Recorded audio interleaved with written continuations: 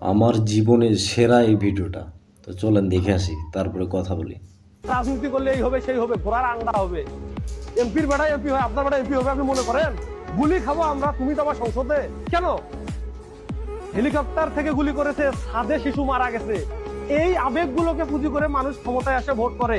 আপনারা কি কেউ একজনও দেখাইতে পারবেন কোন এমপির ছেলে মারা গেছে আন্দোলনে? 300 জন যে এমপি নির্বাচিত হলো, কোন এমপির ছেলে মরছে? সাধারণ মানুষের ছেলেমেয়েরা রাস্তায় গিয়ে মারা গেছে, ক্ষমতায় গেছে এমপিরা। অথচ খবর নিয়ে দেখেন এই এমপির সন্তানেরা অস্ট্রেলিয়াতে গিয়ে লেখাপড়া করতেছে।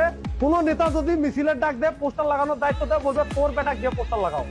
তোর বেটাটা বেটা, আমি বেটা নই, আমি কারো না কারো বেটা না, আমার বাপের স্বপ্ন আছে না? রাজনীতি করলে এই হবে সেই হবে, ঘোড়ার আন্ডা হবে। আসলে এই ভাইটা যে কথাগুলো বলেছে একবারে বাস্তব কথা। সম্ভব? তো আজ পর্যন্ত বাংলাদেশের যতগুলো আন্দোলন সংগ্রাম মিছিল হয়েছে, তো কোনো এমপি মন্ত্রী ছেলে মেয়ে কি সেখানে সক্রিয়ভাবে অংশগ্রহণ করছে? করে নাই। তো কেন করে নাই? সেই আন্দোলনের সংগ্রামে যদি অংশগ্রহণ করে তাদের জীবন নাশের হুমকি থাকতে পারে। তো আমাদের মতো সাধারণ ছেলে মেয়ে, সাধারণ জনগণকে নিয়ে তারা পুঁজি করে আজকে রাজনীতি করতেছে, তারা এমপি মন্ত্রী হচ্ছে। তো আমরা কত বড় বোকা দেখেন। তো আমরা আন্দোলন করি, সংগ্রাম করি, আমরা গুলি খাই, আমরা আহত হয়, নিহত হয়। তাদের ছেলে মেয়েরা দেশের বাইরে, বিদেশে, অস্ট্রেলিয়ায়, কানাডায় সুন্দর করে আরাম আয়েসে পড়ালেখা করে। তো দিন শেষে তাদেরকে আবার দেশে আনা হয়, আনে আবার রাজনীতি করার সুযোগ করে দেওয়া হয়। তো তারা আবার রাজনীতি করে, আর আমরা বোকার মতো খালি গাধার মতো তাদের পিছনে খালি খাটি, কোনো কাজ নাই। এটা করো, ওটা করো।